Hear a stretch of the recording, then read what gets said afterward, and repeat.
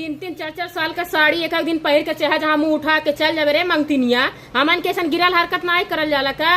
दूसरे के ऊपर रुपया खर्चा कर दिया जाला, कितना खिला पिला दिया जाला रे मंगतिनिया। तोरा जैसा आई कि का बोला व्यवहार में भी रुपया देखा जाला। जेकर रुपया ले वही गांड मार ले, ठीक बा ना। जेकर व्यवहार रहे वही तोड़ दे, हर बुराई कह के। तोरा औकात अभी जहाँ जहाँ ते गइल बाटे ना कौनो जानत ना बा का। अगर तोर तिरिया छैतर जान जाए जौन दिन ना दिन तो से किनारा कस लिया गन ना जावे जैसा सरल का मिठैया होला, ठीक बा ना।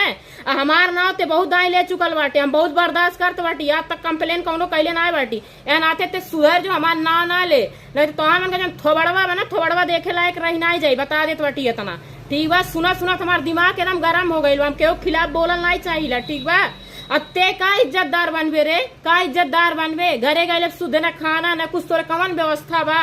जितना हमन के तो व्यवस्था दे दिले वैसा जिंदगी में कबो देना ही पाए। तोर व्यवहार नहीं बा, व्यवहार निभाव चाहिए 70